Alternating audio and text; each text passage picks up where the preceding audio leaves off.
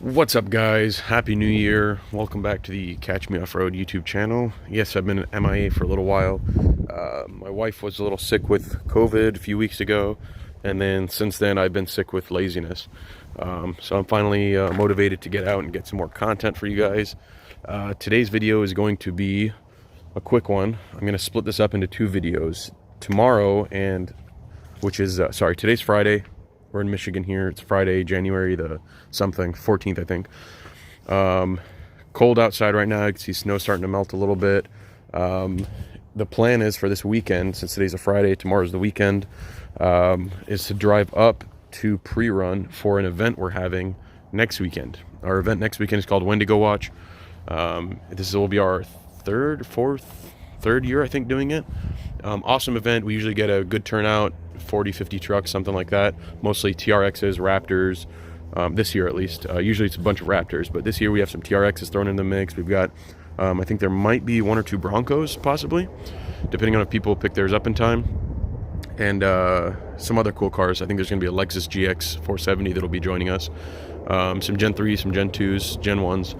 So we'll show you that in the next video, but today's video is just going to be a quick off-road prep video. I don't want to take too long. It'll just be hopefully less than 10 minutes for this video, and prep the truck for tomorrow, get it ready for off-roading, and then tomorrow the next video you see will be from the pre-run, and then the next weekend we'll have one from the actual event itself, which will be cool. So it should be a cool little 3-video series. So for prepping the truck, first of all, you'll notice the truck is kind of clean. Yesterday I actually drove it through, well, I didn't drive it through the car wash. I manually washed it off. It had a bunch of salt and road grime on it from the last month or so of driving it in the salt and snow here. So I went to coin wash and just sprayed off all the salt, got the wrap kind of clean, so it looks a little presentable at least, and it's not embarrassing. I also wiped down the interior a little bit, but the plan for today is to get the toolbox, which is in my pile of crap right here. That's the toolbox under the mufflers from the E550. That's another set of tools that needs to go in there. We're going to try to install, well, not try, we're going to install the mud flaps as well, which are sitting right there. I take them off because I'm not a huge fan of the look of them when I'm just driving around town, but for off-roading I'll go ahead and put them back on.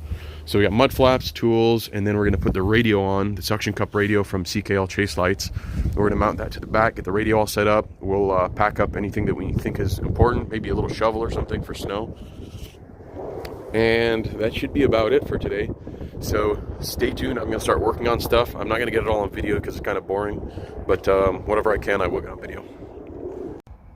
First things first, we got to load up all the ski for Fancy Pants Dan. He always asks me to bring this back from Indiana every time I go down to Indiana. And if anyone hasn't figured this out yet, ski is it's kind of like Mountain Dew, but it's got a ton of caffeine in it, way more than normal Mountain Dew. Tastes really good. It's got actual orange and lemon, a little bit of pulp in there, tiny bit.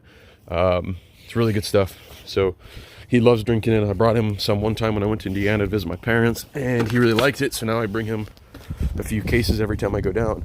And then I also got him a sneak peek of some new flavors that just came out.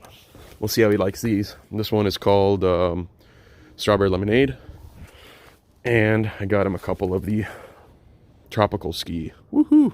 Need some tropical out in this weather. Alright, and sorry for the wind noise. Of course it picks up right as I start my video, but I got that box in here, toolbox, and I'm getting ready to pass the antenna mount through the back window and suction it on over there. I need to clean the window off a little bit first though, so I'm going to go ahead and do that. And we have the antenna all mounted up. That's a Browning antenna that I run for our VHF radios, and the suction cup light and antenna mount is all made by CKL Chase Lights. So I just have it going through the window right there, and I've shown this before on a previous video, but the wiring all goes in through the back window, down in this little seat gap right here, all the way down and under the rear passenger seat. Comes out right there, and then I have it passed under the carpet, or the rubber mats, and you can see it right there, up and into my center console pretty easily. Wired up. It's not really a permanent setup. It's meant to be removed if I need to, because I haven't really decided on how to mount it permanently. So that's my setup, and then the radio is all inside here, inside the center console. Alright guys, the last step on today's prep list is the mud flaps install. So you can see it just has 1, 2, 3, 4 bolts on each side, and it's just these 1, 2, 3, and 4. That's simple. They're a 8mm, so I got my little ratchet here. Just pop them out, put the mud flap in, and put the screws back in, and we'll be done. All right, guys, the last step on today's prep list is the mud flaps install. So you can see it just has 1, 2, 3, 4 bolts on each side, and it's just these 1, 2, 3, and 4. That's simple. They're a 8mm, so I got my little ratchet here. Just pop them out, put the mud flap in, and put the screws back in, and we'll be done. We are one mud flap down and 1 to go. So I have a tutorial video on how to make these yourself on my channel if you check it out. They're actually super easy to make. You start out with this plastic that you can get on Amazon for 25 or 30 bucks for a couple of them. It's like semi mud flaps or trailer mud flaps. It's this bendy plastic stuff, and you basically just cut out the template using cardboard or paper or whatever, drill your holes in it. It's that simple. You can shape them however you like to, or make them hang down lower. So I'm getting ready to put the other one on now. And just like that, we have our second mud flap on. And like I mentioned, there's a video if you guys want to check it out that shows how we installed these how we created the mud flaps. And for install, like I said, it's just 4 little bolts. Super simple.